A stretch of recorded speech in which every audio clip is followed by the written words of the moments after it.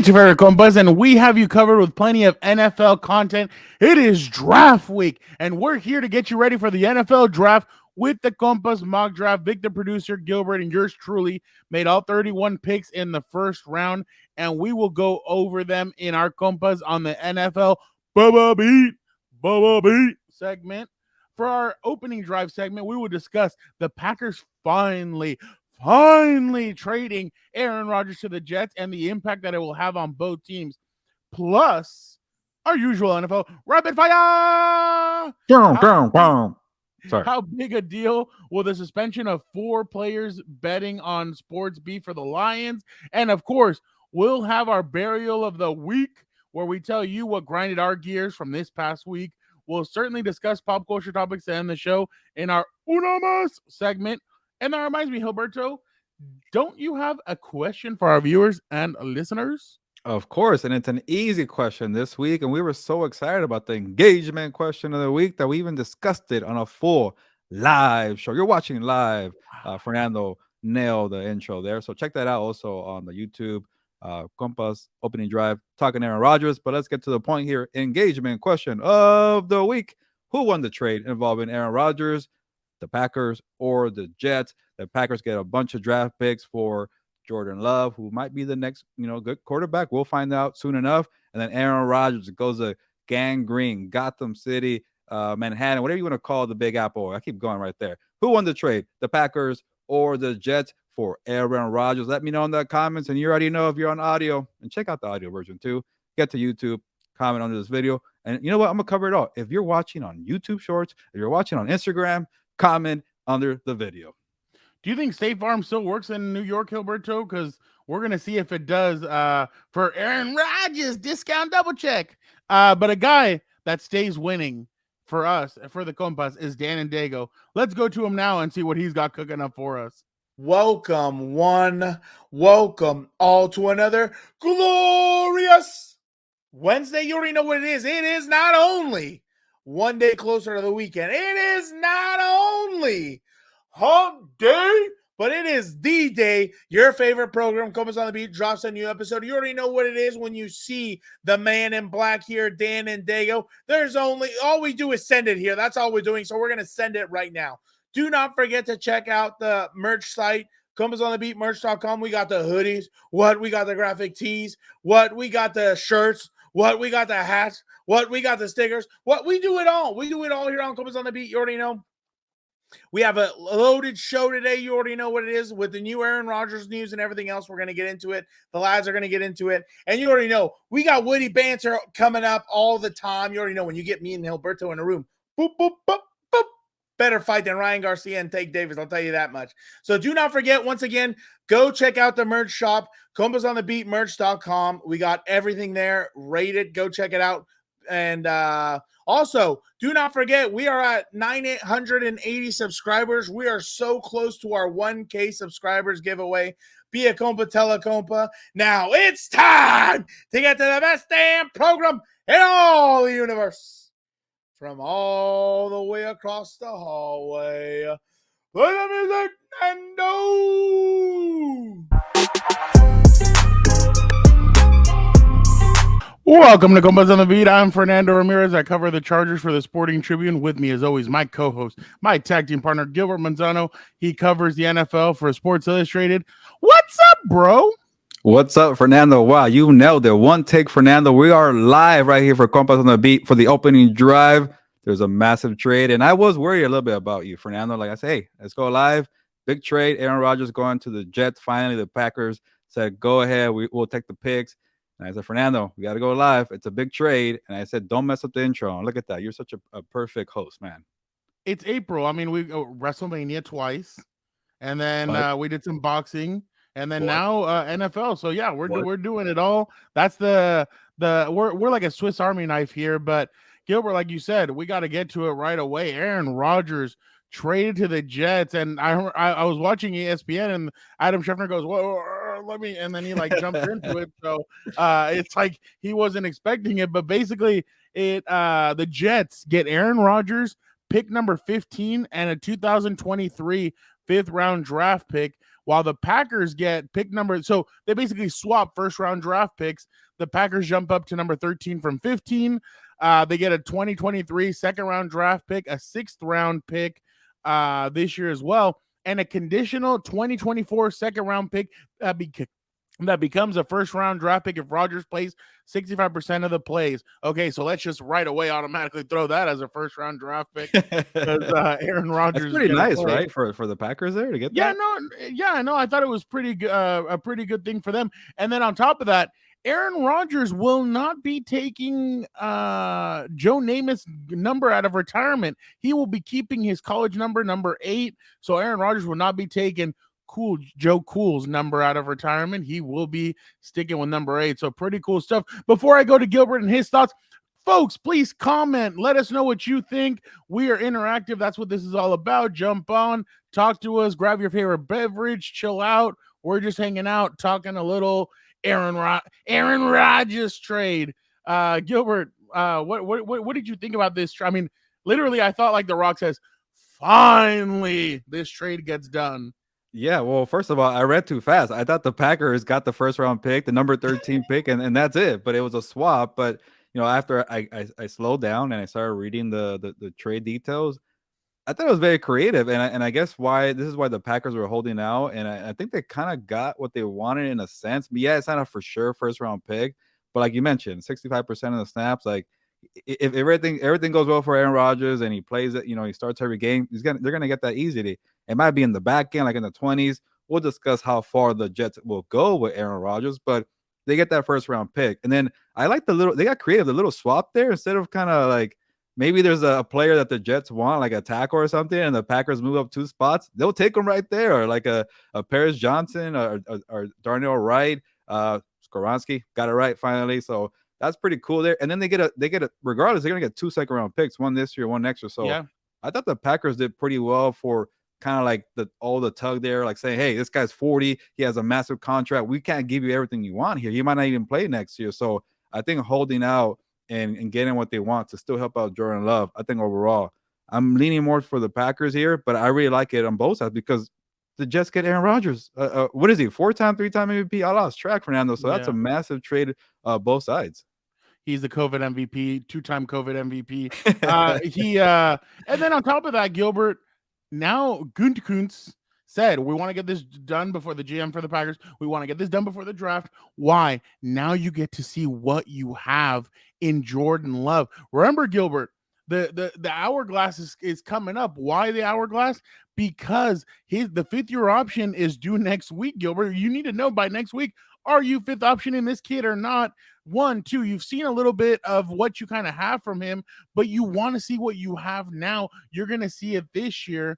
And I'm really interested to see what Jordan Love is going to produce for the Packers. I'm very interested. I think he's going to have a microscope on him because what is he? He came out of that 2020 draft class with Joe Burrow, Justin Herbert, Tua Tagovailoa, Jalen Hurts. So now let's see. Let's throw Jordan Love into the draft. Man, if Jordan Love is successful, this could be one of those most successful QB drafts in probably a very long time in the NFL. So very interested to see kind of how this goes with him. But for the Packers, or for the Jets, my bad, man, you basically have you have good players at great positions. You have weapons. You could still add weapons, but man, the Jets with that defense, that coaching staff, and they look. And Von Miller said it today, I think, on a podcast. He said they're legit contenders. So, Gilbert, I don't know the way you see the Jets now. I mean, to me, it's you have Aaron Rodgers, Bryce Hall, Garrett Wilson, Corey Davis, Alan Lazard, Tyler Conklin at tight end with also CJ Uzma, and you need some work on the offensive line, but the offensive line is still solid.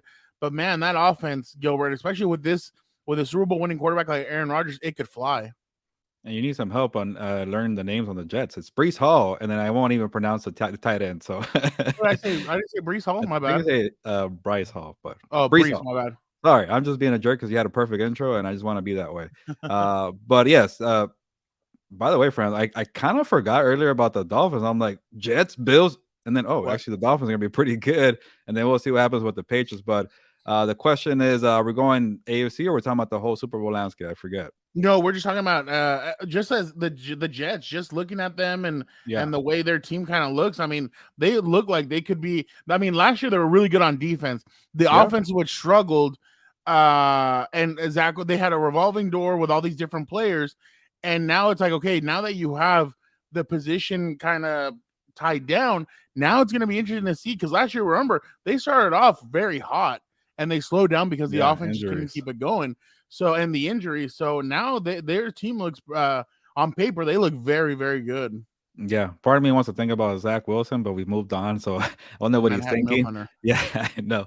But yes, for sure. You know what? I think the Jets are the favorite in the AFC East. I'm just go ahead and say it. Like the Bills had their time. They're kind of, the window's really closing, and Stephon Diggs is really pissed off. And they went to AFC title game and then they lost 2 years in a row in the divisional round. And kind of like just frustration. Where did it go? And they lost some players of free agency. The Dolphins are brand new. We don't know what's going to happen. Yeah, they got Jalen Ramsey and Tyreek Hill and Waddle still there. What's going to happen with Tua? Can he stay healthy? Can he play? With Rodgers, does he want to play? That's the thing. Remember, when a quarterback at 23 years old is already thinking retirement, that's a little dangerous coming back. But yeah, go ahead. Yeah, like Aaron Rodgers has been playing. I already lost track how many years, but he's about to be 40, or he is 40. I forget.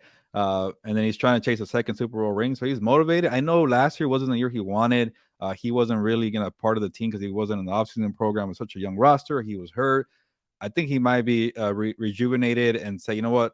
You got to get one more. Like, to be one of the all-time greats for now, you got to be at least a 2-time Super Bowl champion. Yeah, he's great and all, at least talent-wise on the field. But get a second one, you do it, and with the New York Jets, gangrene got them there. That'd be amazing. But like you mentioned, good defense. Sauce Gardner already kind of one of the top, or should I say the top cornerback in the NFL. I guess it wouldn't be crazy to say that. And then you get Breece Hall, you get Garrett Wilson. They feel a little thin in the receiving corps. They feel a little thin on the offensive line. Like, that's why I was saying about that Packers swap there. Like, what do they take one of the tackles? Do you go for a wide receiver because they lost OBJ? But you get Aaron Rodgers with a hopefully healthy Breece Hall and a Garrett Wilson with that defense and Robert Saleh. I like it, Fernando. I think they're number one in the AFC East. We could discuss the whole AFC because it's going to be loaded, absolutely. But overall, I think they did pretty well. The Jets did. By the way, Sauce Gardner's profile pic on Twitter is number 8. Number 8, Mr. Aaron Rodgers. So that's his Twitter profile picture. I like it. So you could tell he's excited about. I think when you go to a different team and you've been at a team for so many years, it's good to change the number. It's fresh, something new. I like it. By the way, have you noticed do you know this is deja vu, right? Yeah, Brett Favre at 39 was traded to the Jets. Aaron Rodgers at 39 traded to the Jets. Aaron Rodgers, keep your phone. Don't use that 15 years phone. Apart, pretty much. Yeah. It's crazy because I just got that. It's harder in 2023. I don't know what the flip phones were doing back then. But HD. Okay. Yeah, they're now in HD. They're not fuzzy like they were before then. But if you're Aaron Rodgers, I mean, this is a new, like, can you imagine? And that's the thing. That's why people get like, and we're talking about normal people. Like, when our time comes, Gilbert, to retire from doing our jobs and stuff like that, you're so used to doing something every single day, and now he's transitioning to a new team. It's like transitioning to a new job. You're going to something new. It's going to be interesting to see how Aaron Rodgers adapts to it, adapts to a whole new facility, a new home, a new this, a new that. Everything's going to be brand new. So the jersey's going to be new, the helmets, everything. So remember, Aaron Rodgers is kind of like Philip was, where Philip wore those same ugly white shoes every single day to practice, every single day to press conferences. So it's going to be interesting to see kind of the way he transitions. You saw it? Yeah, routine's really big for a quarterback, especially a veteran. They're freaks in that sense, where they are creatures of habit. Yep. So it's going to be interesting to see the way Aaron Rodgers transitions. By the way, the Jets are a team that can be on Hard Knocks. Announce it already. Yeah. Announce it already. Yeah. Give us the Jets for Hard Knocks. I want it. I want some more of it. Yeah. So does it mean we get the Pat McAfee show dinging me on HBO for a couple of scenes? It wasn't me. It was not me. So there you go. Okay, Shaggy, we relax there. But real quick, Shaggy, what do you agree? AFC East front runners, the Jets? Yeah. Okay. Now, does that leave Bill Belichick and the Patriots as the worst team in the AFC East? That is great. That's interesting. I mean, that's interesting in my opinion to see something like that. But yeah, you definitely have to put Aaron Rodgers up there, especially that defense is legit, man. That defense has pieces, and they're going to add pieces in this draft because Saleh knows how to draft. He comes from a system with the 49ers where they knew how to draft. I mean, they got Fred Warner later in the draft. They got some of these guys later in the draft, and they ended up becoming very good players. So maybe lightning strikes again, and they're able to get more guys and add to this defense. But I bet they get the wide receiver number 15. I feel like you because think they so? missed out on the OBJ there. They might go for like a Jackson. I'm thinking the Packers are going to go receiver. I think they might go tackle. Just take the better one from the Jets. But I know that's draft talk. But well, and not just that, but Bakhtiari is I mean, and Bakhtiari is a great left tackle, but he's been dealing with injuries. So yeah, I could see like you want to solidify the offensive line, but then at the same time you want to solidify that kid with weapons, and you want to give him as much as he can, especially looking at how everybody else in that draft class. Joe Burrow has T. Higgins, Jamar Chase, Keenan Allen, Mike Williams, Tyreek Hill. Fernando, we're talking Packers now. Waddle. No, I know. I'm just saying in general. I mean, a lot of different things, but yeah, go ahead. Sorry. Well, okay, I'll read it off. Where does the trade put the Packers in the NFC North, Fernando? And that's actually a good question because we saw what happened to the Lions, and I think it's big they lost Jameson Williams for 6 games. Like Jameson Williams is supposed to set you over the top and be a true contender in the division. Now they're kind of like, they're a pesky wild card team. We'll see. That's opening the door for Jordan Love. Fields now the best quarterback in the NFC North. That's actually, see, we're thinking crazy now. Jared Goff has been playing great, but Justin Fields has been pretty solid. Kirk Cousins out there, like Kirk Cousins and Justin Jefferson. Is that enough to win the division? It's pretty much an open division here. But Fernando, like I actually wrote a story because I thought the Packers were going to trade Aaron Rodgers a month ago. I wrote a story at SI on Jordan Love and just looking at his game, and I think he might be pretty well. That's why I kind of like the adding more weapons for him. Yeah, the offensive line's gonna be big, but this guy, he's big, he's mobile, rocket arm. Like he could instantly be like Kirk Cousins. I think he's already a better passer than Justin Fields. Obviously, Justin Fields has played and he's more electric with the legs and all that. But Jared Goff, can he sustain that kind of offense without that extra layer of Jameson Williams? So it is very tricky. But I like, again, with these trade picks for Jordan Love, you could get him either a tackle or a receiver. Like say you get him a tackle in the first round, then you go in the second round with that Jets pick and get him a receiver. So they're in a good spot to really help out Jordan Love. Let me ask you, the NFL is all about trends, and we've seen it before. Like when something works, people try and go for it. If Jordan Love, let's just say he leads this team to a 13-4 record and he looks really good, do you think teams will try and go back to maybe sitting rookie quarterbacks a little bit longer and letting them develop behind a veteran quarterback? Or do you feel like it's just going to be business? It's just going to depend on teams, because I feel like some teams really kind of try and piggyback off of what successful teams are doing, and that happens. So I mean, I'm going to leave that up to you. I don't know what you think, but I think we're in such a copycat league. Well, I think teams are finally realizing that they're tired of getting burned by the mega superstar contracts. And you guys might ding me because you guys want rookie contracts, but Kyler Murray, even Aaron Rodgers to a degree, Russell Wilson. So all these quarterbacks are getting paid have struggled to make the playoffs. And then maybe you're getting you're getting a younger quarterback. Yeah, I could definitely see that and make them wait. Like an Anthony Richardson could definitely wait this year. That could be a perfect example there. Like get a Geno Smith and a Daniel Jones. That doesn't sound appealing. But if you keep maybe rotating like the smart teams like the Patriots or even the Eagles, when they went from Carson Wentz to Jalen Hurts, they thought ahead. It's something that does pay off. And look at the Packers. Brett Favre, Aaron Rodgers, Jordan Love. We don't know about Jordan Love to say that just yet, but they've been preparing. And I kind of like that being ahead of the game before you get to the older part where like you're stuck like the Broncos right now with Russell Wilson. You can't even get rid of the guy. It's incredible that a team like the Packers, especially if Jordan Love becomes what I think a lot of us think he might be, and a team like the Jets has to trade for a veteran 39-year-old quarterback because they have not been able to find their quarterback of the future in years to come. But I guess. But now, Gilbert, we move on. What does Green Bay need to do to improve the team around Love? Yeah, look at that. I jumped ahead here. But yeah, they do have a lot of draft picks. And, I really like what I've been saying on the show. I like what Christian Watson did a year ago. I don't know about Romeo Doubs too much. And the numbers weren't too appealing for the wide receivers last year. And I think they got off to a late start with Aaron Rodgers. He wasn't in the offseason program. They were young. They were missing routes, But Christian Watson with a Jackson Smith and Jigba, or even a Dalton Kincaid, the tight end. I know you're not high on him, but you definitely got to get weapons. But again, it's kind of the tough part. You got the depth chart right there, like Christian Watson, Romeo Dobbs, kind of. Yeah, right there. Getting on Fernando for not being able to pronounce names, but yeah, I can't my pronounce bad. And, like you mentioned, and the offensive line is kind of weird there. So and some I watched the 10 snaps. I know it's not a snaps here for me to be called a tape grinder, but the 10 snaps he got against the Eagles on Sunday Night Football when Aaron Rodgers went down, like he was already running around during those 10 snaps. He's mobile and he has a strong arm to kind of get those throws off when there's pressure, but you don't want to make life difficult for the kid year around. So I know you kept saying going back to offensive tackle and the number 13. I also like weapons, but it's tough. But the good thing is they have their 2 spots ahead now, and they can maybe get a better player at that spot.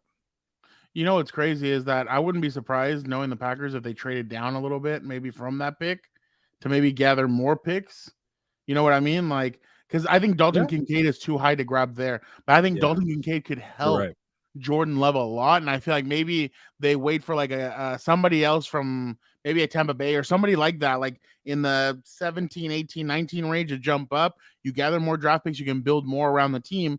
But I think a Dalton Kincaid could do this kid well. The reason it's not that I'm not a Dalton Kincaid guy, it's just that I don't think the guy's that good of a blocker. I think he's a great pass catcher, but the blocking is where I kind of have questions about, and your tight end needs to be able to block. So, so I feel, especially in certain offenses. So, but I do think that Dalton Kincaid can help. I just think it would have to be like you trade. Yeah, you have the 13th pick, but then you trade back down. You get more, or you accumulate more draft picks, and that'll definitely help you. That'll help. Yeah, maybe a quarterback's there at 13, and somebody's calling up the Packers, and you get more picks. Exactly. Sign me up as a freaking general manager. Gilbert, let's grade this for both teams. Let's start off with the Jets, Jets. Yeah, I think both my grades are going to be kind of boring and a little bit on the safe side. But I think both teams, sorry, I want to hear what you say.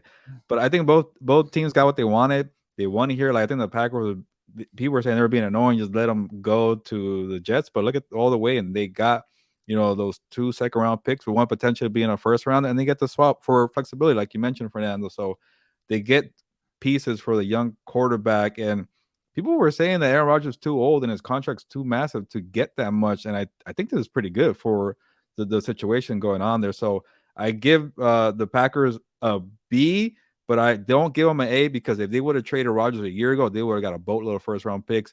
No weird, I guess, stipulations and stuff like that. And then on the Jets, I also go with the B. I know they're instant Super Bowl contenders. They're instant AFC East favorites. But Aaron Rodgers is 40, and he was kind of on the downhill last year. You lose a lot of draft picks, but I'm gonna say that maybe he has a fresh start, and maybe he was injured, and it really hurt Aaron Rodgers. But because he's older, and we've seen history before, it didn't work out, right? It was 1 year. Like Brett Favre had a better year with better time with the Vikings than with the Jets. So that's why I go B. It is safe. I'm taking the easy way out. What do you say, Fernando? I'm gonna go with an A for the Jets. You're getting A for Aaron. I think a pissed off Aaron Rodgers is going to be fun to watch. Yeah. I think he's going to be pissed off this year. I think he's going to come out. Alan Lazard, already, you got somebody who's familiar with him, a guy that's probably teaching right now the receivers and other guys, hey, this is what Aaron likes to do. These are its tendencies. This is what he likes. Let's go through some of this stuff. So I think he's helping these guys learn what Aaron Rodgers likes. But at the same time, I feel like if maybe you could get a DeAndre Hopkins or bring in something like that, I think that could definitely. Forgot about that. This could definitely help Aaron Rodgers and DeAndre. I mean, besides Deshaun Watson, he hasn't really had a good quarterback to throw him the football. So if you paired him up with Aaron Rodgers and Garrett Wilson and Alan Lazard, right, you're talking a great trio at receiver. Now, when it comes to the Packers, I'm going to give them a C. Oh, really? Why? I don't know what those draft picks are going to be.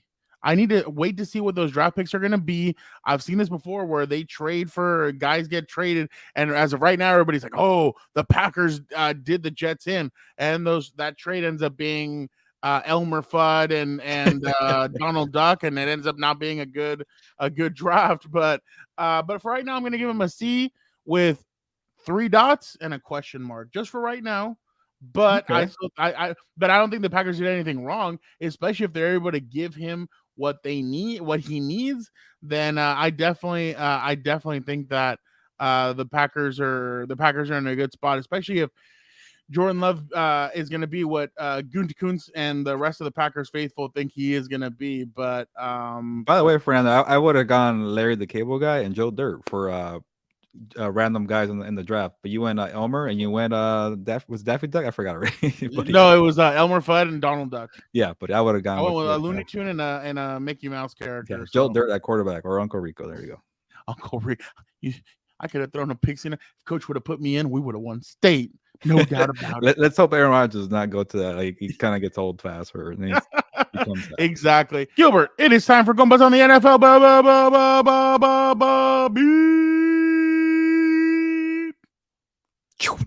Boom. Where we talk about our NFL mock draft. It is here.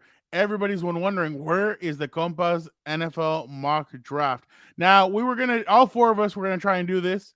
One person abstained. He said, I don't care about mock drafts. I don't give a rat's. You know what about that? And F them college kids. Huh? F them college kids is what Dan and Daygo said. Exactly. So Dan and Daygo decided to abstain from this. So we decided to go. Vic, the producer, got 1 through 10. Lucky, easy. Then it was Gilbert, 11 through 20, easy. Then Fernando had to get the ass end of it, which was hard. You know what's funny? Tom Telesco said during his presser, it is hard where we are drafting to kind of navigate and see how everything's going to be. Man, I thought the exact same thing too. I'm like, okay, this, that, boom, boom, bing, bing, bong. I'm like, okay, I don't know how I'm going to do this, but I did it for like Fernando. You could get the Chargers and Vic could get the Raiders, and me, like I'm just suffering in the middle. So I was trying to be nice. Everybody get their expert area. What was that? Malcolm in the middle. Yeah. So I'm a genius. Right. So obviously, we have to bring Vic on to see what his thinking was. You know where I'm going to start with this because I mean you're going to have the floor first, but you know where I want to go with what he had thinking. So okay.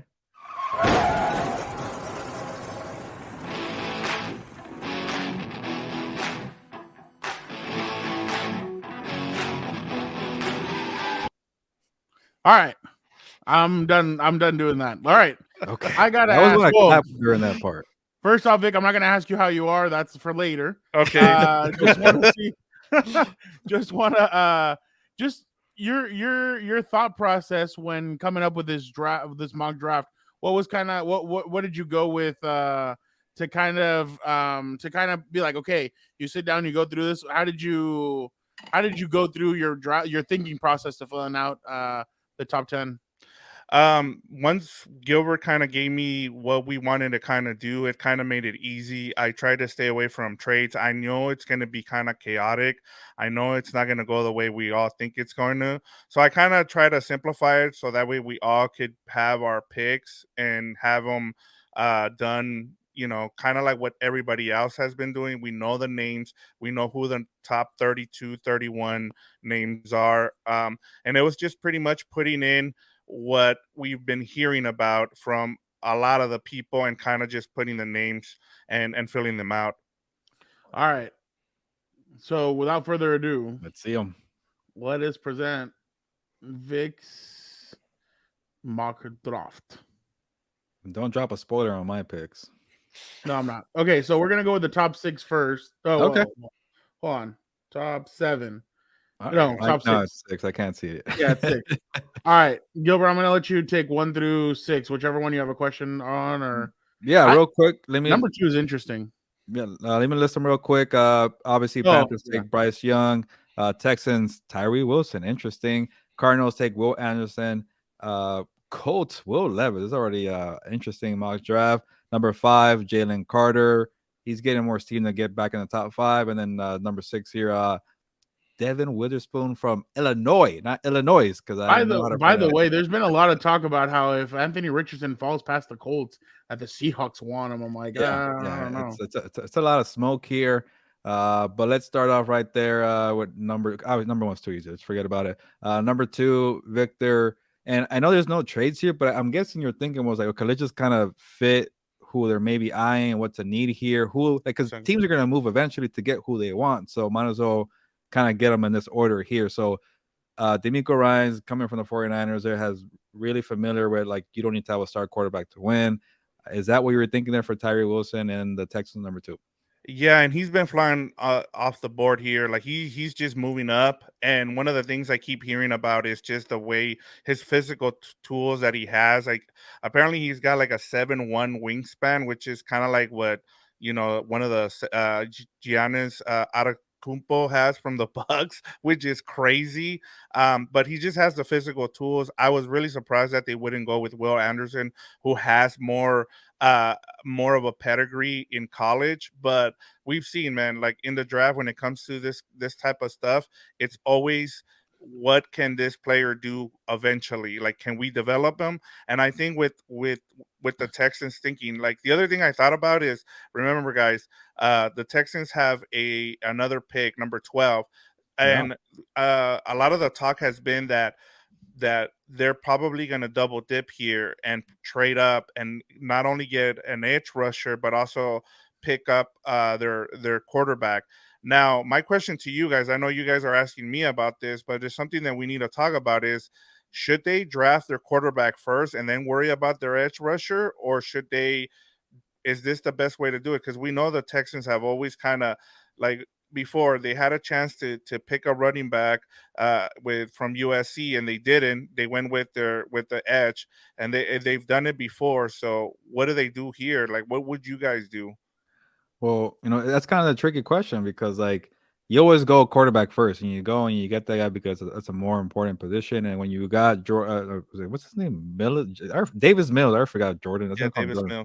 Mills. Davis Mills, yeah, you got to go. But I know you're kind of doing that head thing there, Fernando. But I'm gonna say, don't reach either. If you don't like the guy, I hate the one that says, "Wait till next year, get Caleb Williams." That means you're gonna suck this year. And that, what do you tell your locker room that?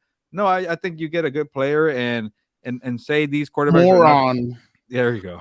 If these on my quarterbacks are nails. not as good as you think, or they're better in the later range of the number 12, then I say it's a gamble. But like you might lose out on the run of quarterbacks. And when you're like, this could be my segue here before Fernando asks you the question, because there's one that I'm really intrigued about, but Fernando got it. Like they're saying that the run is early. Like we already saw here. I'm sorry, Will Levis. Yeah, two Wills going back to back. Will Levis, like who would have thought this guy would have been a top 5 prospect a week ago? Now he's getting smoked to get number 4, maybe number 3, whatever it is with the Colts too.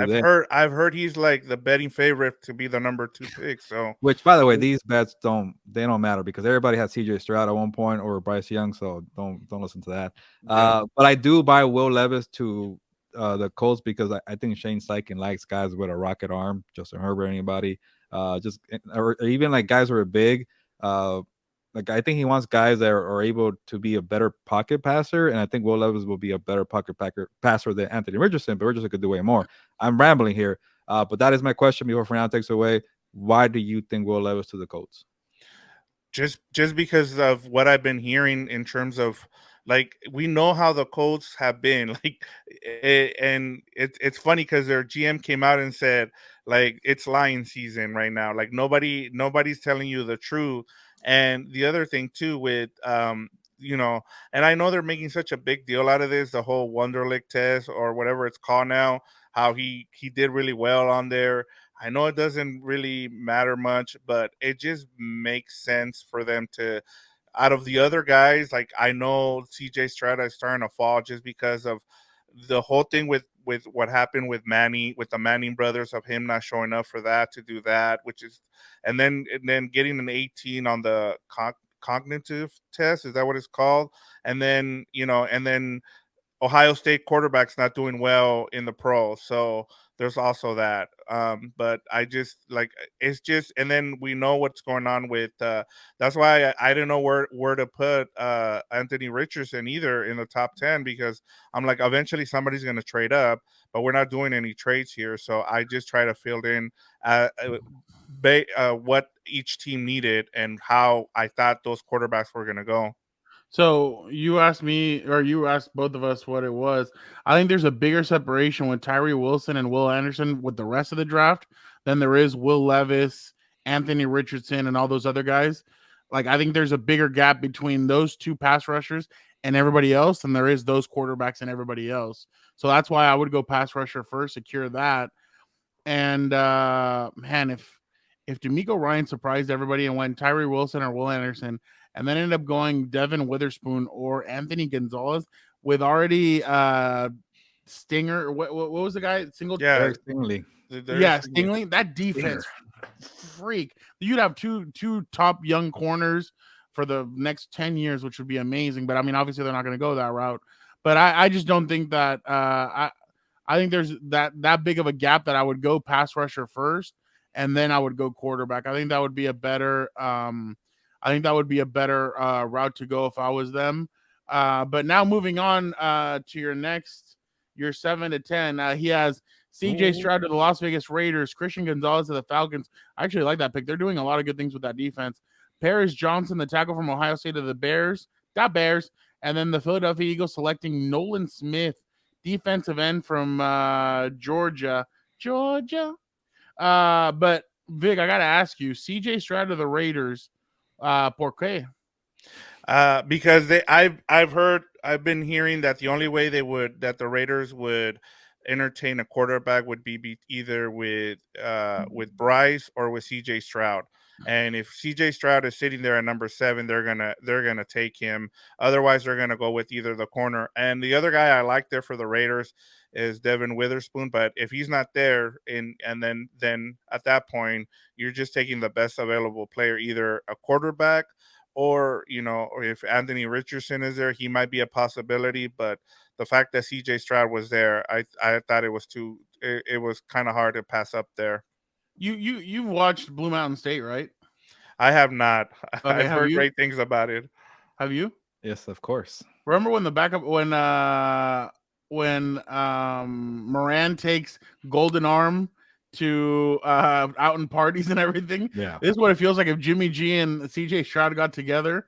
It'd be like Moran taking out Golden Arm to go party and do all that. He was at the fight on Saturday. Moran? No, CJ Stroud. Moran. Yeah. Oh, my bad. I was like, Moran, no way. No, Keenan Allen and Derwin were too. It's funny, and I know I keep on going back to this, but that's just because we just had his press conference. Telesco thinks that 6 quarterbacks are going to go within the first 15 picks. 6? And I'm like, yeah, he thinks 5 to 6. And I was like, I think he meant 5, but not 6. Yeah, like I was just like, oh my God. I'm like, that's a lot of quarterbacks. But Gilbert, we're going to discuss it. Don't get spoilers from my range there, because that's why I need you to ask the last question so that we can get onto yours. I don't really care about Nolan Smith or Paris Johnson. What Christian Gonzalez, CB for the Falcons? Vic, why them? Why him to them? They just released Hayward, and it would be nice to pair up. Right, I forgot. Yeah, so and honestly, it was between him, and I've been hearing a lot of chatter about Bijan Robinson going to the Falcons. Another one where he's the betting favorite to go to the Falcons here. I like that one. Yeah, so especially if we know what Arthur Smith likes to do, but I just felt like, hey, they're gonna take the best available player here. But it just seemed like it'd be a good tandem to have 2 good corners there with Christian Gonzalez. Yeah, that's gonna be the Falcons. Be on the lookout. They could be pretty good for on defense this next year. Vic, we appreciate you. We'll bring you back in a little bit. We appreciate your hard work on this mock draft. Now it is time to go after Gilbert's mock draft. What a gift that Vic gave him. So with CJ Stroud, number 7 for the Raiders. It could be a gift or a curse. Who knows? Oh yeah. You never know. Remember, it's only one curse here, and it's mine. All right. Speaking of Gilbert, we are gonna go with his. You know what? I'm gonna let him go with announce number 11. The Tennessee Titans select. I was gonna say I forgot, but yeah. Oh, that's why you want me to say it. Peter Skoronski. It's a tackle or guard for Northwestern, but yeah, I can pronounce it. The Houston Texans take Anthony Richardson, according to Gilbert. The New York Jets at 13. Well, I forgot about that. Yeah. The switch. Okay, well, we're not professional here. Yeah. Let me see it. I think he might be there at 15. And who did I have at the Packers? There you go. That's a good one. There you go. That could work. All right. It's not crazy. No, it's not. Of course, something had to not be right here. And it's me that messed up. Go ahead. Keep on. Okay. Yeah. Thank you. 13 now is going to be Jackson Smith and Jigba, wide receiver, Ohio State. And I kept saying on the live show opening drive, I'm sure if you're watching the full show, you caught that. More weapons for Jordan Love is amazing.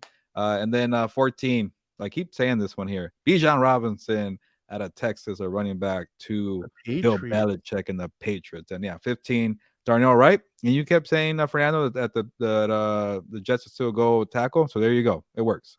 All right. Next one, 16.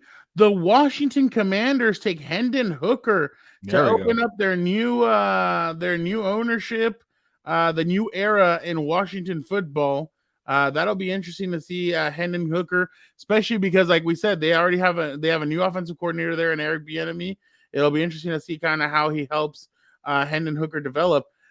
Pittsburgh Steelers fans, you know this name very well. Joey Porter Jr. heading to the Pittsburgh Steelers, cornerback out of Penn State. 18 Gilbert giving Dalton Kincaid to the Detroit Lions. Why? The Detroit Lions just lost a couple of really good players. They're going to need some more offensive weapons for Jared Goff. Dalton Kincaid is a good pass-catching tight end that could help. Tampa Bay Buccaneers have a new quarterback. Well, Gilbert decided, you know what? I'm going to give him a tackle to help him out, keep Baker Mayfield up straight. I think Baker Mayfield and Gilbert turned a new corner last year when they were both together with the Rams. Yeah. So he's trying to protect them. 20, Lucas Van Ness going to the Seattle Seahawks. Wow, so Seattle gets Jalen Carter and Lucas Van Ness.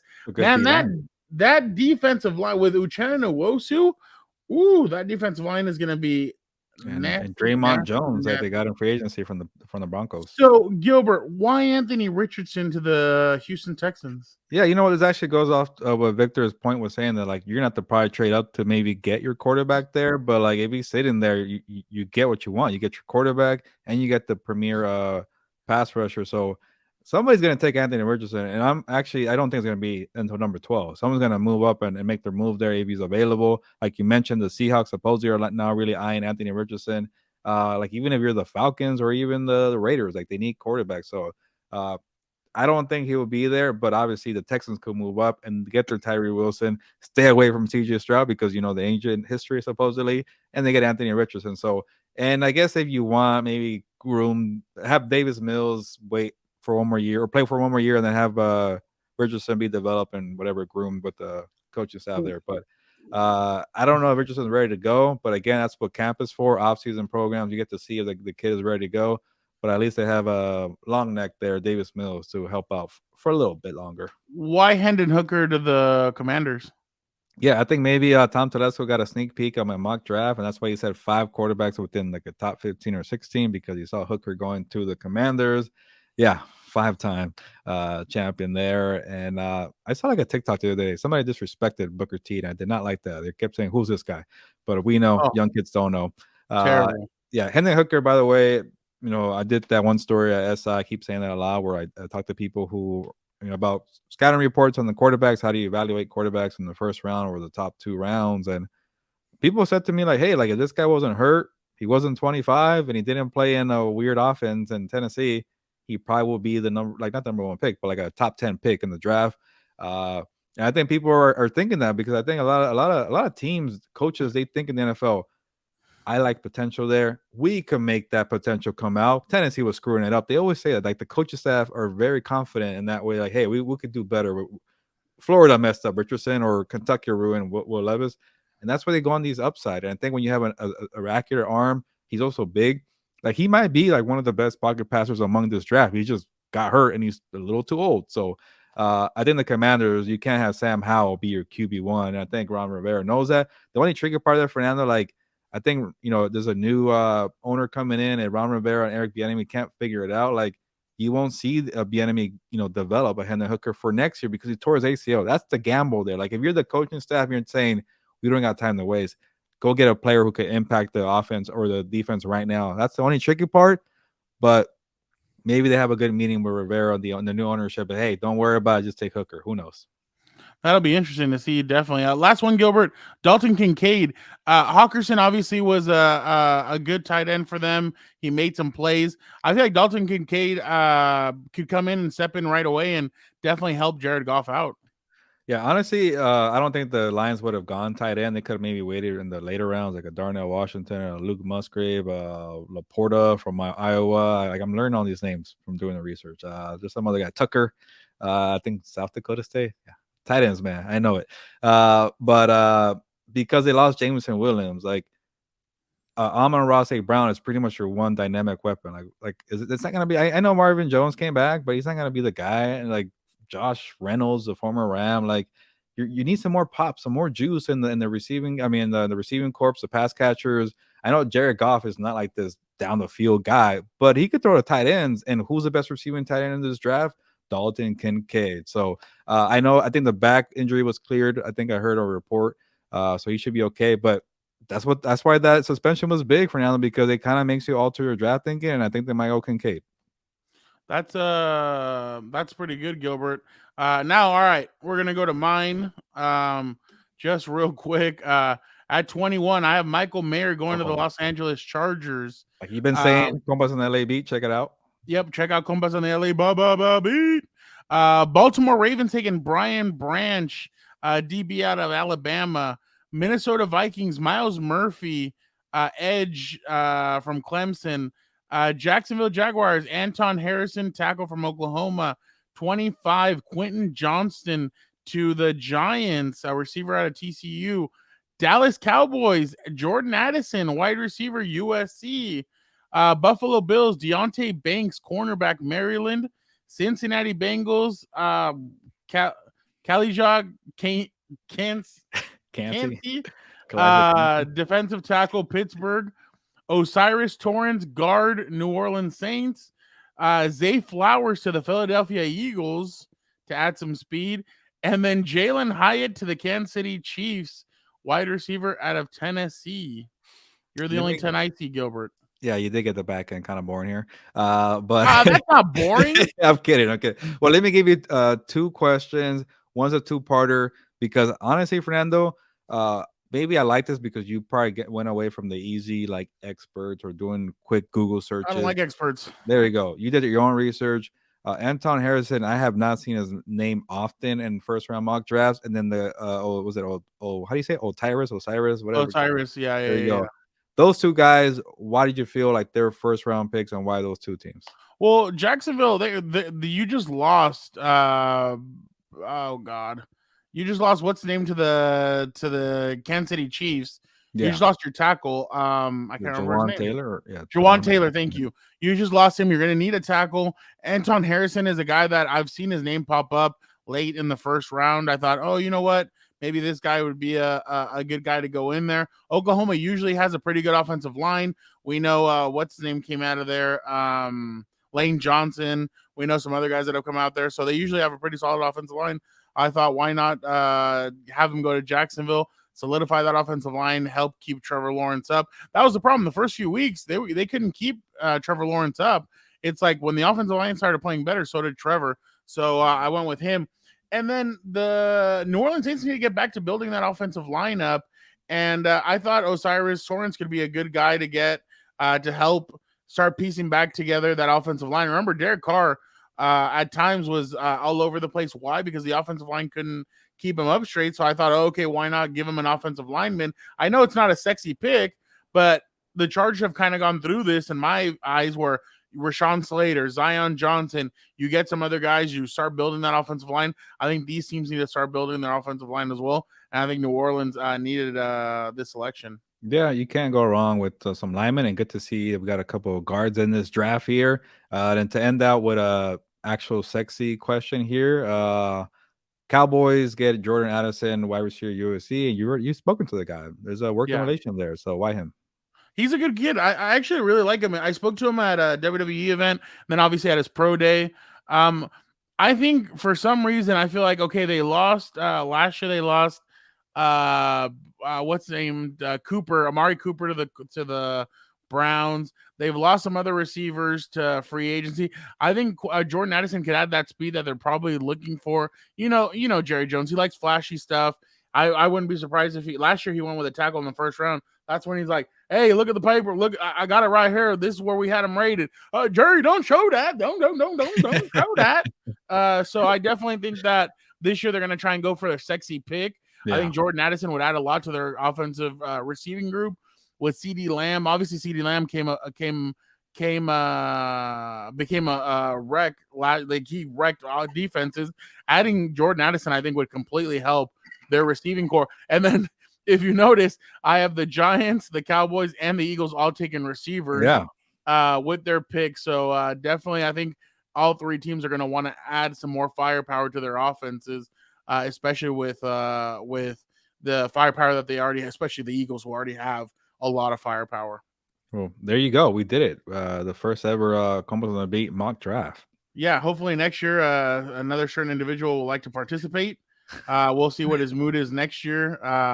But he's never been a big fan of the draft, but he is a big fan of promo reading. So why don't we go now to Dan and Daygo and see what he's got cooking up for us? Hello, welcome back to your right here with your boy Dan and Daygo. One thing I'd like to say before we move on to the rest of this amazing program, shout out to all you guys for watching. We appreciate you all. Do not forget, we are everywhere on every social media platform. We got on the Twitter at Compas OTB. The OTB is capital. We got the TikToks at Compas on the Beat, and also at Compas FC 11. Shout out. We also got Instagrams at Compas on the Beat. So we're everywhere. Do not forget to check us out on all the platforms. And do not forget, we do it all here. Once again, like I keep saying, we are freaking utility men. We do it all. We're the Swiss Army knife of everything. We got a little House of Horns for you with draft coming up. We got What's Up Bolts, a little more draft coming to you. We also got the regular Compas. And if you love everything combat sports, do not fret. We got combat Compas for you. And we also, if you love everything about the champions, have Compas FC. You're not going to want to miss that stuff. Check that out. The boys are freaking hilarious. Always going at it. Shout out to them. Anyway, do not forget to check out us on all the platforms. Check out all the shows, all the YouTube channels. Don't forget to be a compa, tell a compa. Let's get back to the program. Well, thank you, Dan and Daygo, for that promo. I don't know if I'm down under or I'm from the South. Don't know which one it is, but good job with that, Gilbert. With that being said, it is time for rapid fire. Like that sweatshirt you have, fire. Latino heat. Definitely. So let's get into this, Gilbert. Something or nothing. The Lions losing 4 players to suspension due to betting on games. It's definitely something. The question is not are these rules dumb? We're not gonna get into it, but right now it does affect the Detroit Lions on the field, and not just with Jameson Williams, some key special teamers. We know special teams matter. People don't care right now because the game is not starting, but Jameson Williams was supposed to take you from being the fringe wildcard team, the pesky team that's hanging around, to a legit contender. You lose that speed, that other element to help out Amon-Ra St. Brown. And I actually was surprised, Fernando, when I did my research, that Jameson Williams only had 1 catch, and he went for 41 yards and a touchdown. 1 catch. He played 6 games after the torn ACL. He wasn't ready. Now he won't even get the time to play in the first 6 games to get ready. So he's going to have a late start to figure it out, and it's just bad so far for the Lions. What were you guys doing, man? You guys were betting, man. I'm gonna shove my foot up your ass, man. You just cost us games, man. But I'm sure that's a little bit. I can totally see it. I can totally see him doing that. But come on, dude. Really? Like, we're gonna get into this again? Like, who's the number one sport, or who's the number one right now for the NFL sponsor? It's betting, like DraftKings and Caesars, DraftKings and all that stuff. I don't know. I honestly, I have a kind of a bone to pick with this, but it is a big deal for the Lions on the field. I think it's a bigger problem for the NFL off the field, but we won't get into that, like Gilbert said. But yeah, I think it's a big deal for the Lions. You lose that receiver. Like Gilbert said, only 1 catch, but still, his impact I think is going to be felt this year. I think it's 6 games for him, so definitely it'll be interesting to see if he's able to catch up and be up to speed after those 6 games. And special teams matter. So definitely, I think it is something like you said, Gilbert. Last week, it was reported that the 49ers are listening to trade offers on Trey Lance. Man, it's heating up more and more. What is the best landing spot for Lance? And once again, who will be the starting quarterback for the 49ers week 1? I won't take a victory lap, but people got on me for saying too soon for putting Trey Lance as the bust of my draft misses of the last 10 years. But I'm just going to do that real quickly. This tells you a lot. I think somebody in the 49ers camp leaked it and said, come off our good trades. The draft is coming around. Come on, go get Trey Lance. And when the team is trying to shop a guy, maybe they're not shopping, but they're listening. It's still the same thing without trying to hurt the guy's feeling. Okay, they're trying to mess with the wording, because even the insiders were like, "Hey, they're just receiving phone calls," and that's when you know the teams are saying, "Hey, can you do the soft the blow here?" I like Bill Polian. Yeah, whatever. And when the number one quarterback in their minds is Brock Purdy, the guy can't even throw right now. He's going to the Giants game. He could barely say hi because his hand hurts. So the quarterback's not even ready, and they're already trying to shop the guy who is ready, who was a number 3 pick. It's a bad look for Trey Lance. And if they get like Kirk Cousins to fill in, that's a win for the 49ers, at least in their minds. I would love for this to be Thomas Edward Patrick Brady Jr. Just move on. But I like to see Trey Lance with the Washington Commanders. Ooh. I think that would be an interesting move. You send him to Washington. He sits, he learns, he tries to learn what it's like to be an NFL quarterback. And he kind of has, I'm not trying to say he has Patrick Mahomes intangibles, because that's just dumb. Like, I hate when people do that, because Patrick Mahomes has his own intangibles. That's what makes him different. But I want to see what they can do with Trey Lance's intangibles. And I think Washington would do him some good. Who's going to be the starting quarterback? I didn't even answer the question. I think it's going to be Sam Darnold at this point. I think he's going to be the starting quarterback. Kirk Cousins would be an interesting one. Can you imagine if they actually win a Super Bowl with Kirk Cousins? I think it would be like, that's how much Kyle Shanahan, I think, believes in his system. That he's like, I could just plug in Kirk Cousins and I can win a Super Bowl. So it definitely is going to be interesting. I'll give it to you real quick. Who do you think is the starting quarterback week 1? I think it's going to be Kirk Cousins. But one other team that I keep seeing reports on is like maybe the Texans are have an interest in Trey Lance. That's why they might not get a quarterback at number 2. And D'Amico Ryan's a connection, formerly of the 49ers. So that could be a big one, but they won't get a quarterback in return because you don't want Davis Mills, okay? If Kirk Cousins is a starting quarterback week 1, whatever week they start off at home, does he get booed? For the 49ers? Do you think the 49ers would boo a Kirk Cousins? No, they gotta embrace it. And you know how that fan base is. It'll be interesting because then, like, is Kirk Cousins better than Jimmy G? Is he better than Brock Purdy? Like, are the 49ers in a better place? It's going to be an interesting conversation. I'm with you. If it happens. I might say a bold prediction.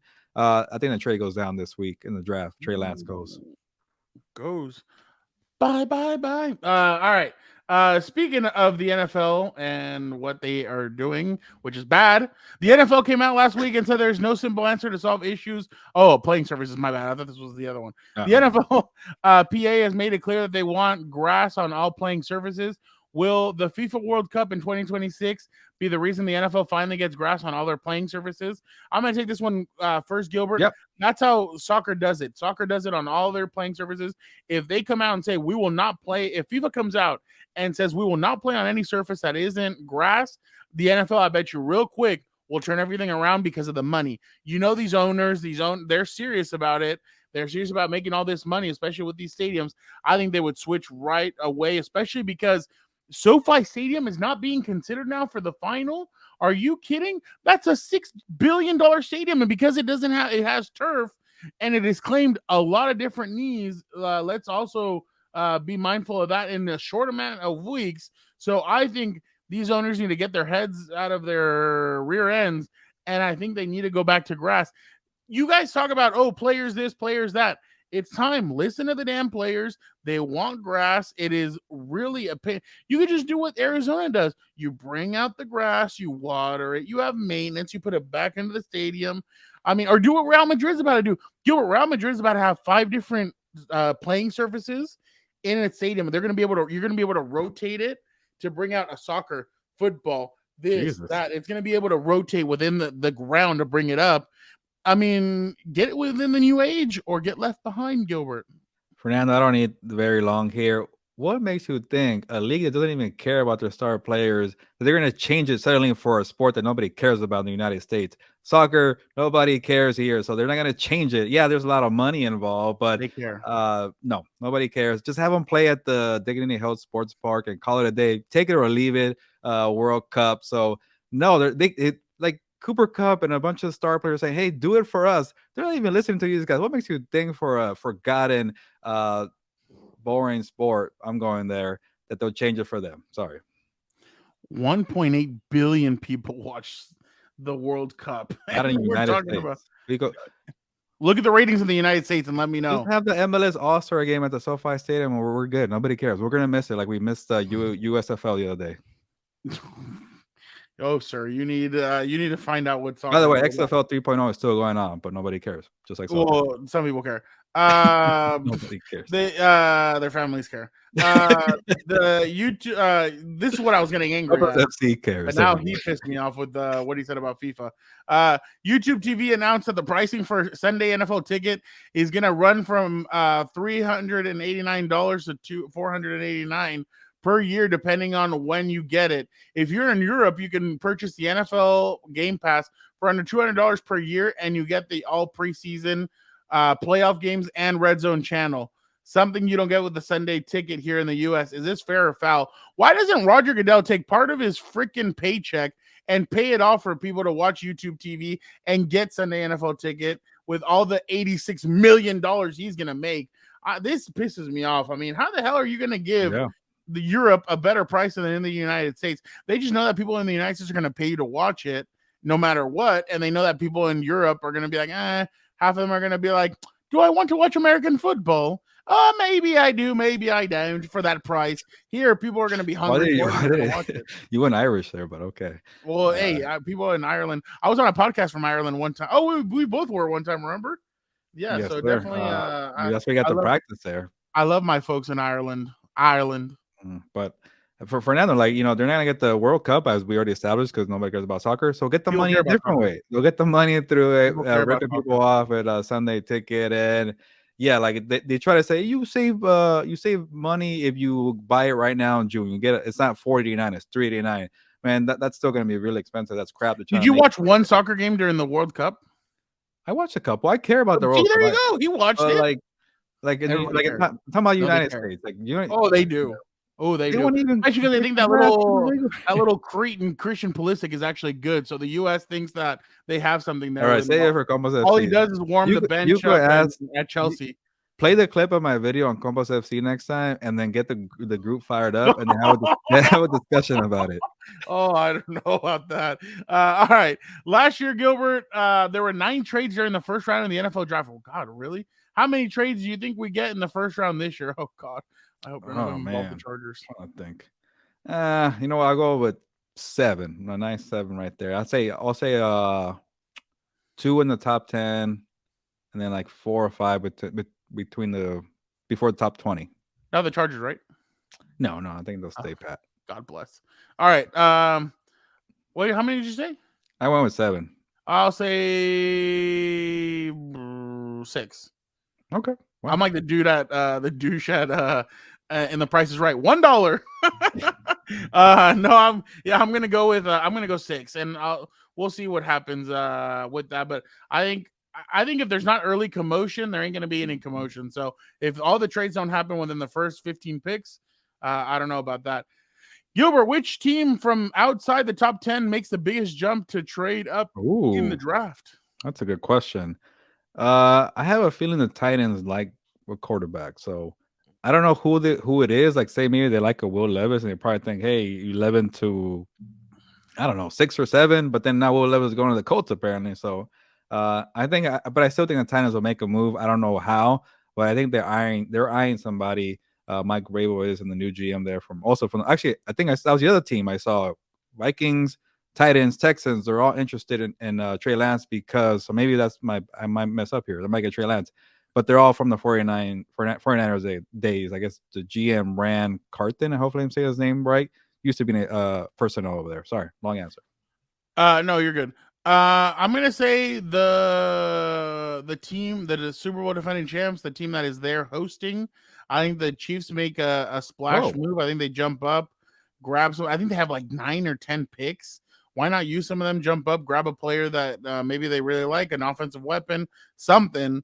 But I think the Chiefs will be the team that tries to make a splash in their own. They once traded up from 27 to 10. They get Patrick Mahomes. Yeah, so who knows? Maybe they trade up from like 31 to like 25 to get somebody, or who knows? But I think they'll be the ones that jump up the biggest just because it is their hometown. But all right, let's bring in the guys. That was rapid fire. Let's bring in. All right, we already had you. Come on. There you go. All right, and then obviously, Gilbert, are you having a good day today? I am, but I think you forgot to say that too. Oh,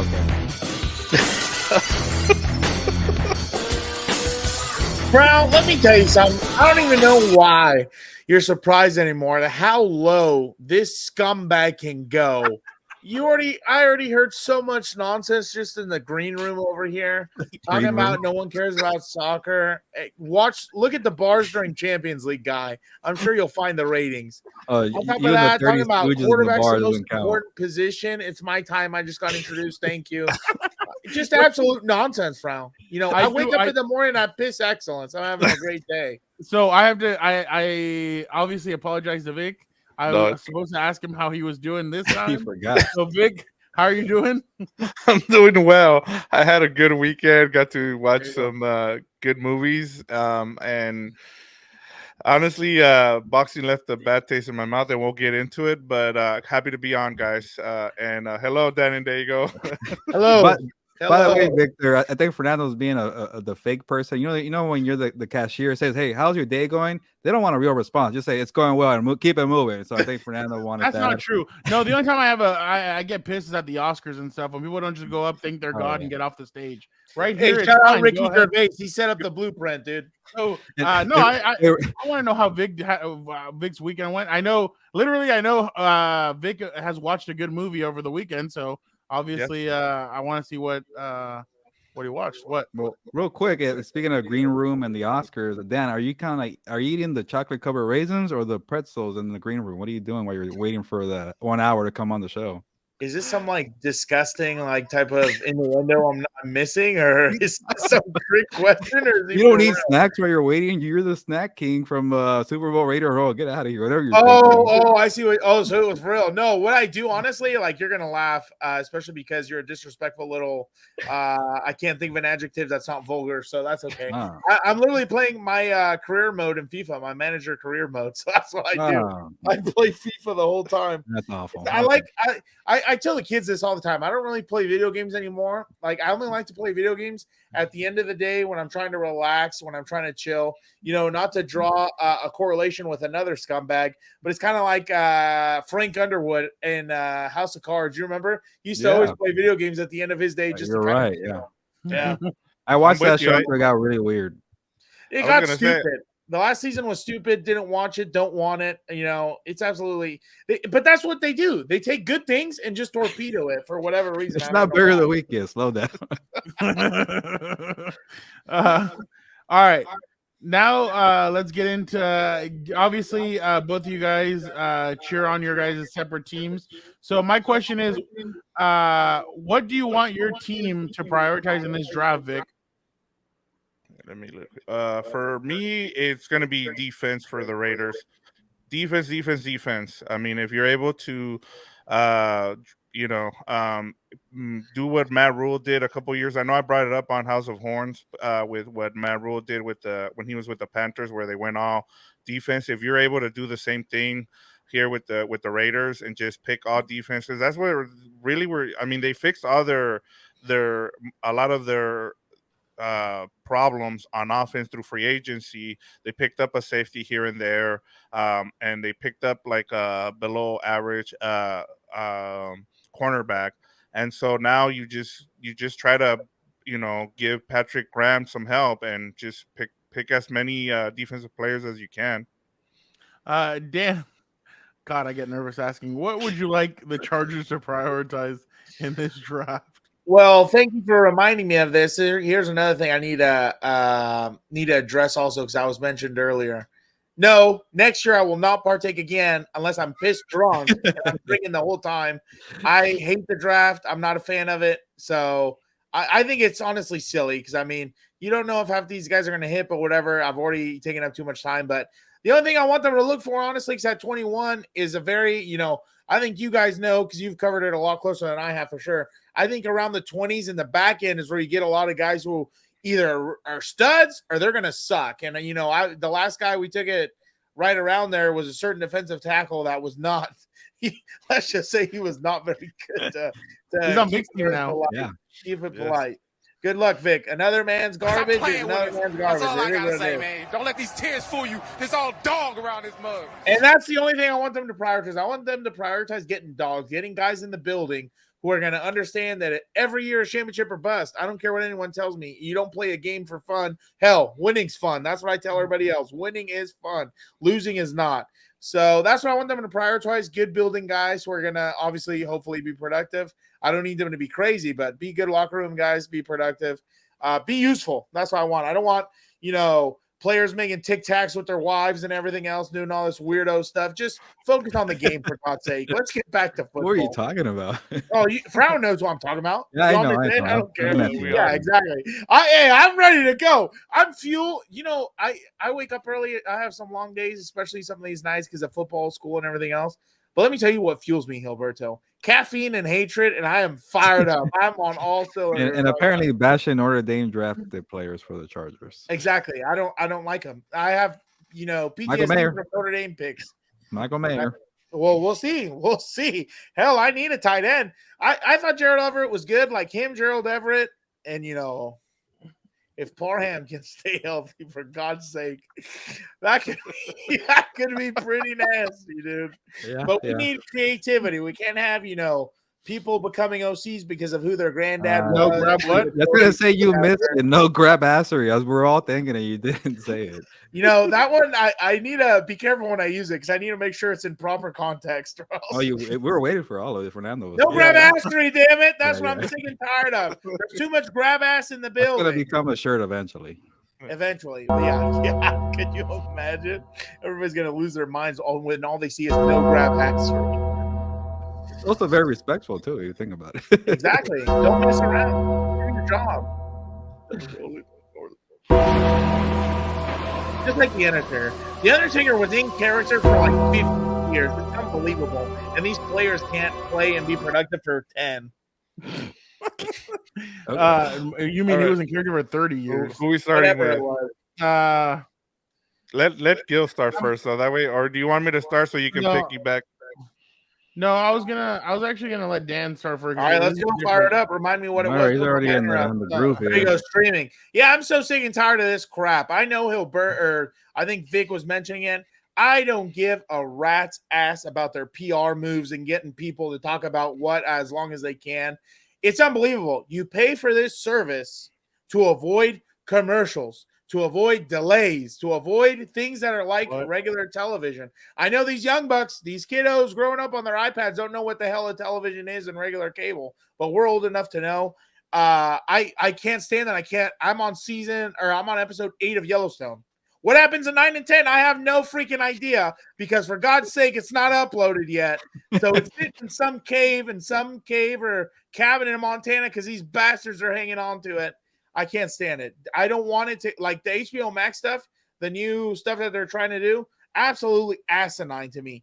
The whole point of streaming is to take us away from TV. When you want to get back to making it like TV, I'm out. I'm not trying to do it. Sorry. Sorry. It's Yellowstone, you said? Yellowstone. I think Paramount owns it, right? That's why they're giving Peacock a little bit. That's why. Buy it. I found it on Paramount. Like I had to do some weirdo thing on the internet. Ping, ping, pong. I found it. I'm up to date on the latest season, except you could have asked your boy here. I would have told you where the library was for this Yellowstone. But yeah, it is annoying where like you're trying to. It's like on like movies. Like sometimes like by the way, for a while when I was trying to watch the Harry Potter movies, I was so late. They kept changing from HBO Max to like Peacock. I'm like, where is it? Harry Potter movies. It's so annoying, dude. It's so annoying. You stayed at 6, didn't you? Huh? Oh yeah, I actually was telling Caroline, hey, I should probably give it a try. And she's like, nah, you won't do it. You won't enjoy it. And I was like, okay. What's after? What's 6? I don't even remember what 6 is. You're It's asking the the wrong two person. movies, right? The Half-Blood Prince. Oh, that one's all that's right. for the other two. Yeah, you haven't gotten to the good stuff yet, dude. By the way, I did the free trial of the YouTube, and I gave it 5 days. Let's see how it goes. YouTube TV? Yeah, It's probably ass also. we'll see. All right. Well, I'm already annoyed because I was gonna try to see like Fernando. I was gonna brag to Fernando, hey, I got Raw live 3 hours ahead because I'm on the YouTube TV. No, I still have to wait like a regular person. Even though I won't watch. Pa que se le quite. All right, Gilbert, I'm gonna let you. Well, yeah, I'm gonna let you go first. Yeah, go. Or how about you go, Fernando? So you keep it boxing to the end. All right, I want to bury this guy. He tweeted this out, and I could tell he doesn't know S about F. He goes, Andy Ruiz, Ryan Garcia, and Frankie Sanchez. All the dudes who left Canelo's gym didn't want to put in the work, and it shows. Really, dude? Like, that's the route you're gonna go? Like, that to me is some soft. I don't even know who this guy is. And now thanks to oh, by the way, I shouldn't. Well, no, because I don't care about blue check marks anymore. Well, I do on Instagram. But I don't even know who this guy is, but that just pissed me off because he doesn't even know what happened between all that stuff. But still, that stuff kind of pisses me off. Like, to say Ryan Garcia didn't put in the work because he lost, Tank was just better. I mean, the dude was vicious. He was an animal. Like, the guy is elite. I don't see an opponent for him anywhere around, but I guess we'll see who's next. But to say that these guys didn't put in the work when Andy Ruiz obviously has lost weight, he's done everything he's needed to. Ryan Garcia, I mean, in a sense, he's still one of the top young fighters. So to me, this is just BS. I thought this was a lame tweet. So I just wanted to bury Reedy's belly. Or burying random people on the internet. Cool. Well, I mean, you guys have told me, like, you guys get mad because I've been pretty positive the last few. I was like, oh, you know what? I looked right now. I'm like, oh, I'm gonna bury this guy. Why not? There you go. Yeah. So all right. So Vic or Gilbert, which one am I going with? Yeah, let me start, Gil, so that way you can get to the judges. I'll start, and it has to do with boxing as well. And Oscar De La Hoya. I'll start with Oscar De La Hoya. I thought it was pretty a bad look, and I know Canelo has kind of talked about it, about how Oscar only cares about, he doesn't do much for Golden Boy. It's pretty much everybody else is the one in charge of doing the promotion and everything else. And it was kind of like it looked pretty bad after exactly. He cares more about partying. He leaves Ryan Garcia at the post-match press conference by himself, and then he puts out a video making excuses as to why he was there by himself. And if I'm Ryan Garcia, I try to get the hell out of there as soon as I can. Whatever he decides, that's up to him. Then we find out there's a Mo in his camp, and there's a lot going on there. So who the heck knows? But no, Oscar De La Hoya just came out and said he had death threats. That's why he left. Exactly. But did you see what he was wearing? That suit was terrible. That blue thing. By the way, I have better abs than you. You want to see? Yeah. Sure.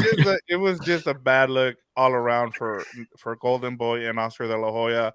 And then in terms of just boxing, like I know you guys talked about it on the post-match recap, in terms of, like, part of the reason I wanted to I asked on there, like, when are we getting these fights that actually live up to the hype? Like, it's been a while. Like, I was having conversations with people lately about, like, when was the last time? I mean, you guys kind of touched on some of the matches that we've seen, but it's been a while. Like, and I understand that COVID happened and we haven't seen some of those big fights, but it's also a lot of these fighters don't want to, and I give Ryan Garcia the credit. He's young. He's 24. He did all the whatever. He took on everything that Gervonta wanted him to do, and he took the fight at 24. He could have waited and been like 26, 27 and said, you know what, I'll take the fight then until I'm ready to go.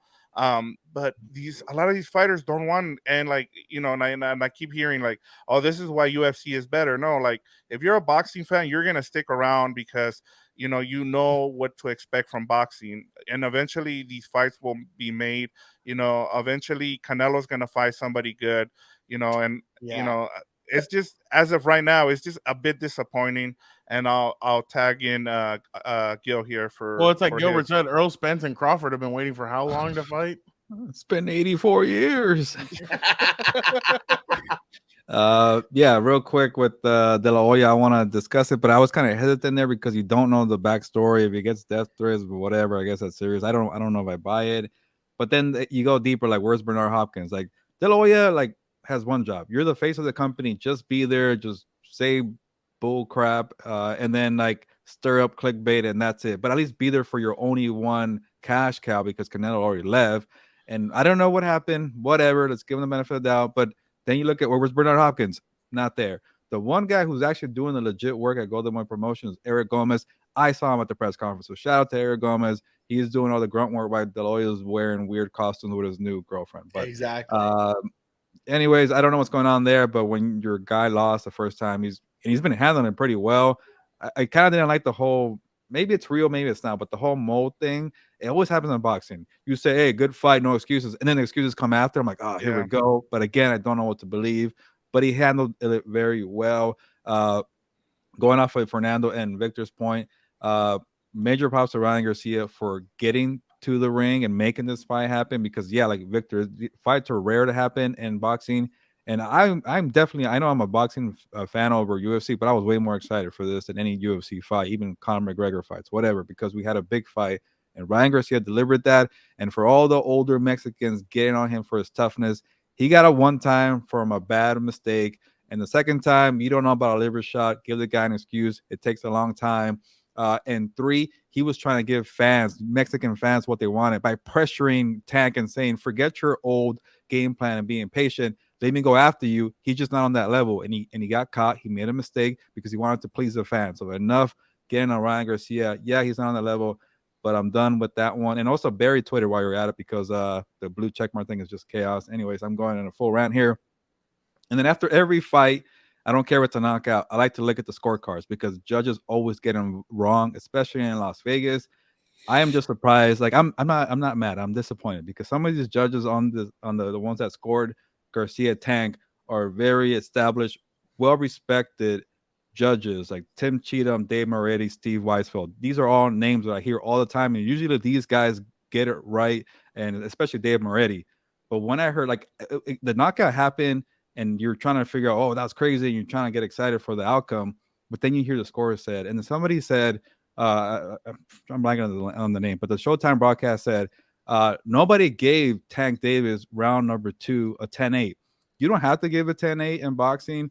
Usually when you get a knockdown, it usually becomes a 10-8. One judge gave it a 10-9.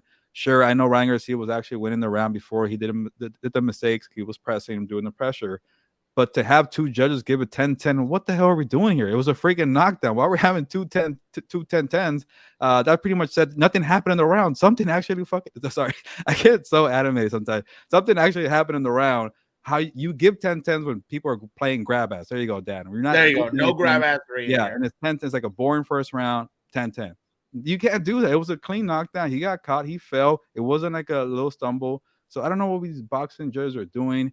Especially these 3, they're very well respected and kind of give a good story. Like one of these guys, I don't think it was this one, but they read one of my stories in the Las Vegas Review Journal. One of the judges, one of the premier ones, he said, "Hey, can you mail me a copy of the front cover of Canelo beating Triple G?" I mean, that's pretty nice. But judges are cool and they're nice, but sometimes open your eyes and let's see what's going on. So I was being a little harsh, but yeah, sometimes they're cool. But overall, these 3 guys, like Dave Moretti and Weisfeld, like.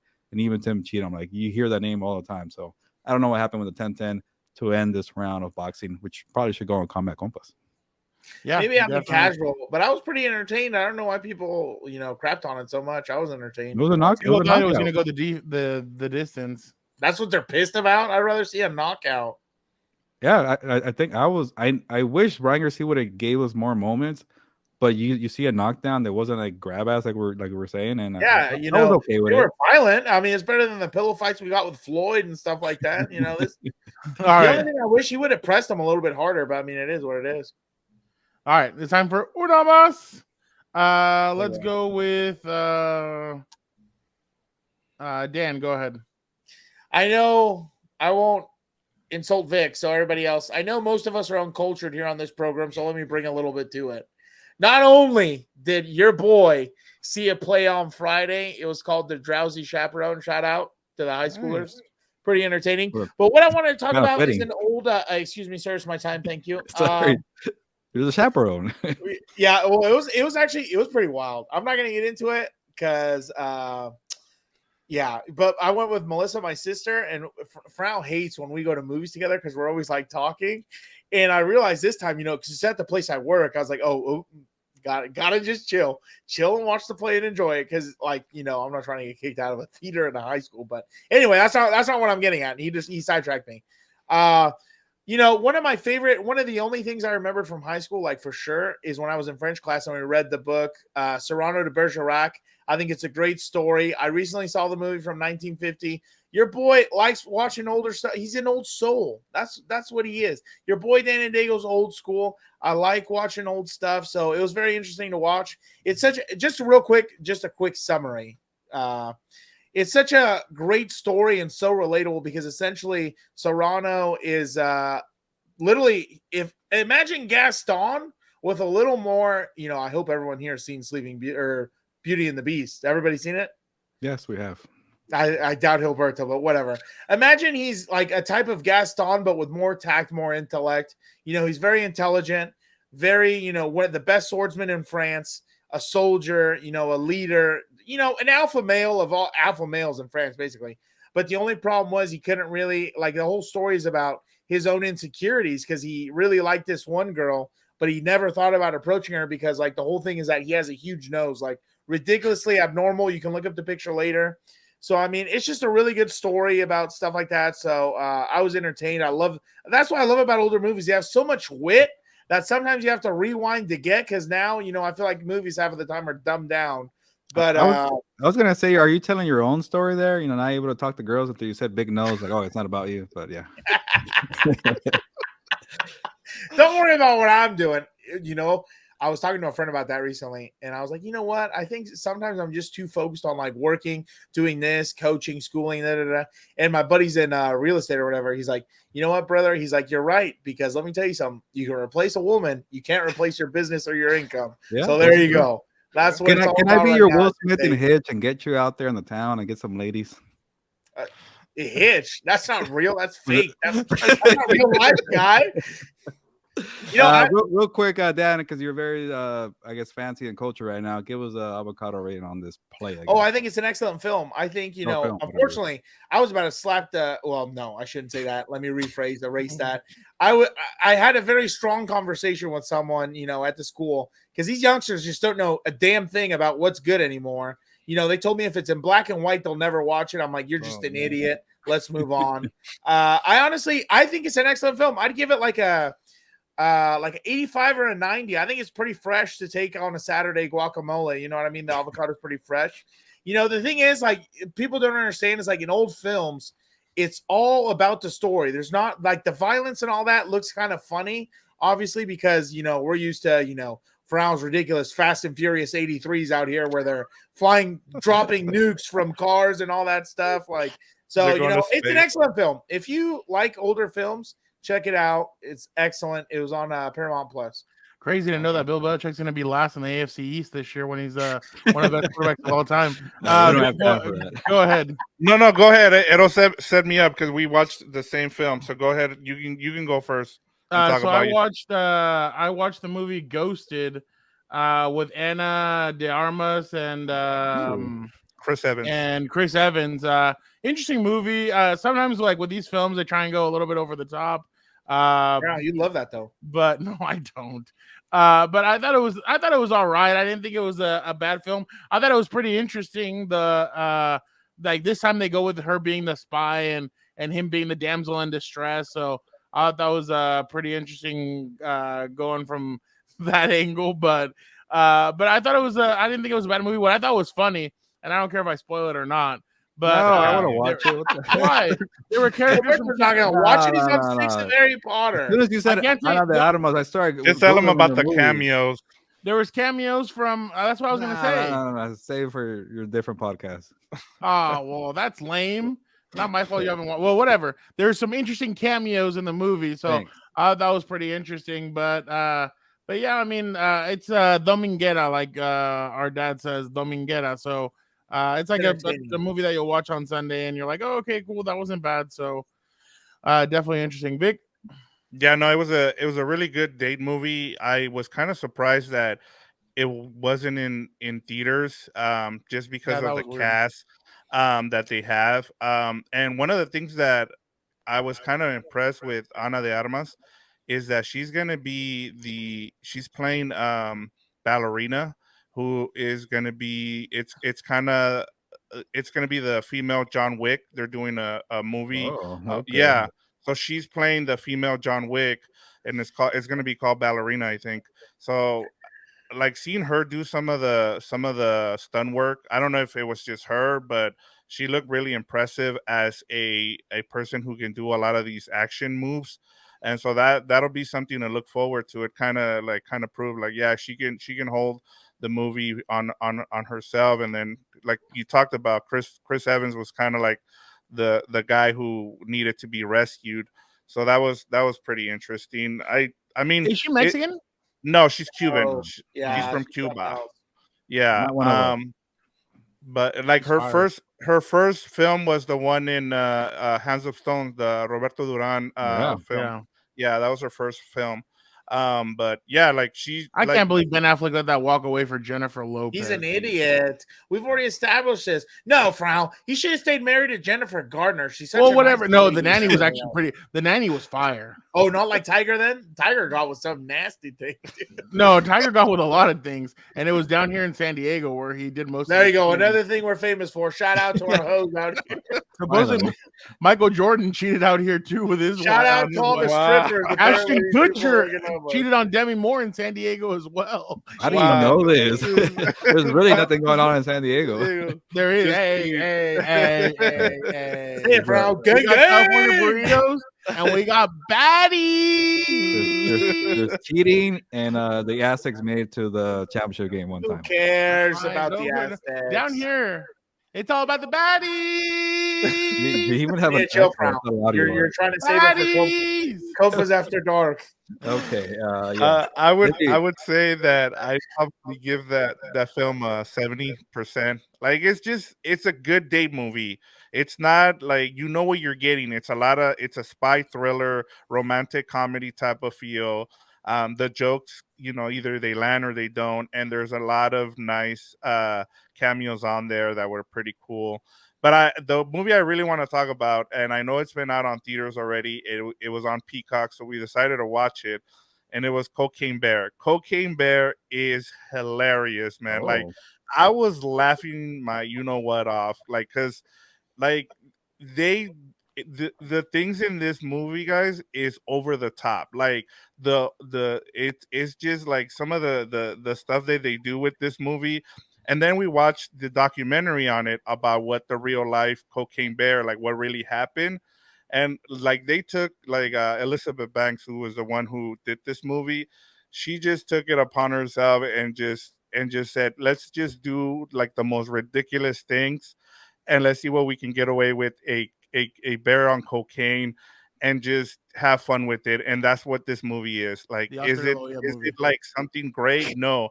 But you're gonna just laugh. Like, there's a lot of grotesque stuff that happens and it's rated R for a reason. You see people getting their heads blown off, the bear eating people, but it is hilarious. Like, some of the stuff in here, some of the stuff it's been out. Like, it's gonna be one of those fun movies you watch. Like I said, it's a rated R movie. And I probably would give it like a 70 as well. It's just just go in knowing that it's just gonna be over the top kind of thing. We were trying to think, like, what is this? Is this a horror movie? No. Is it a comedy? No. It's just out there, guys. That's all I can say. Go ahead. What's the rating? No, I said also like a 70. It's 70. If you would pay attention more. Well, when you keep dropping spoilers, I tune out. But I was gonna Has he say, spoiled the movie before? It sounds like Vic spoiled the movie before for you before. he's the worst. Oh. He can't control himself, and he wants to talk about. Hey, everything. I haven't brought up Succession. I haven't even caught up yet, so please don't. The dad sells the company. Yeah, sure. He's never watched an episode, so don't even. Yeah, but I won't say why that's wrong. Yeah, we got maybe De La Hoya was busy watching Cocaine Bear, not going to Ryan Garcia's press conference. Maybe the Mexican head trainer, football coach, manager, whatever you call him in soccer, Cocoa, whatever, Coca, is watching the movie. Director técnico. There you go, director of technician. Director of technician. Oh my God! All right, Gilbert, take us home. Okay, yeah. Yes. By the way, I think they put that movie in Apple TV because they're struggling to have people watch their platform. Speaking of more Scream streaming 6 options. or whatever's out there is coming on. Everybody's waiting for Severance. That's why. Yeah. Oh no, they have Ted Lasso. Ted Lasso's been really good. By the way. Yeah, Scream is on one of those. Ted Lasso's been on Paramount. Really? Yeah, I think the last Scream's, season, huh? Yes. Yeah, it is. I think Scream's coming to Paramount, bro. Oh, Okay. It Well, is. keep track. Write it down for me, Dan. Yes. I don't know, for some reason I didn't really watch too much TV. But I got some downtime on Sunday, and Caroline was like, well, let me pick the movie this time. Like, crap. She always picks like some kind of like, scary, crappy movie, gore movie. I'm throwing under the bus right now. Yeah, I know. I think scary movies are stupid. But this is kind of old. If you've seen it, then sorry, I'm late. But it's a Netflix show originally from Spain, but the platform, it's pretty much like that prison that's vertical, and people are in a dungeon and they die, a lot of crazy stuff. Just check out, if you want something kind of crazy for 90 minutes, the platform, which watch it in the Spanish version from España, it's from Spain.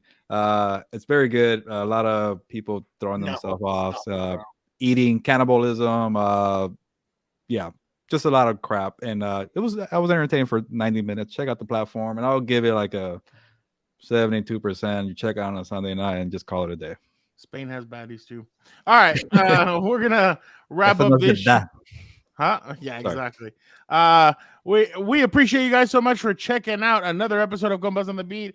Don't forget to check out the merch on compasonthemerch.com, compasonthebeatmerch.com. Don't forget to check out compasonthebeat.com. Hey, don't forget the newsletter. Sign up for the newsletter, and you will get your 10% off. Don't forget that if we get to 1,000 before May 31st, somebody is going to be going away with a hat, a hoodie, and sticker. Don't forget to comment below this video to be sure that you're entered into that. We're doing that from now until we get to 1,000. So make sure you comment in the video. Send something positive in the comment section. And don't forget to check out other things on Compas on the Beat. We got What's Up Bolts. Dan and Daygo and I will be breaking down some potential 21 or candidates for the Chargers at 21. House of Horns, obviously, McVay does not like first-round draft picks. He doesn't have another one, so they talk about what they could get in the second round. Don't forget to check out Combat Compas. If you guys wanted to see Gilbert and I's reaction to the Ryan Garcia versus Tank Davis fight, we talk about it. What is the future for both guys? And then also we talk a little Tyson Fury. Who's next for him on the live? So you can check that out on either Compas on the Beat or Combat Compas, whichever YouTube selection you want. And don't forget to check out Compas FC, where we talk about all things Champions League. And the guys kind of get into it over Manchester United and why they've been taking L's as of late. Good stuff over there. But don't forget to check out all things Compas on the Beat. Like, subscribe, comment, be a compa, tell a compa about what the compas are doing. We appreciate you guys so much. It's draft week. But for the time being, Gilbert, sabes que vámonos. Yeah, we're a worldwide show. There you go. Mr. International over here. Dan is watching plays in French. I'm doing Spanish accents. Fernando's doing whatever. Who cares? Just go with it. Fernando's doing Irish accents, and I don't know what Vic's doing watching Cocaine Bear. But overall, a lot of classy people and Vic here. But on that note, it's time. Yeah, he's doing coke. He's sit down. We're not done yet. Let's get to the draft. People are El profesor. There you go. Yes, el profe Dan, who really likes French movies. Gilbert actually thought Dan was leaving. Why am I seeing your love handle when you got it? You're All a right, hater. good ending here. Stay classy, Dan. Keep doing what you're doing with the cooking. I'm a man of many hats and talents. And Fernando, keep looking for women in San Diego. But on that note, ya nos vamos on to the draft. Pues, vámonos.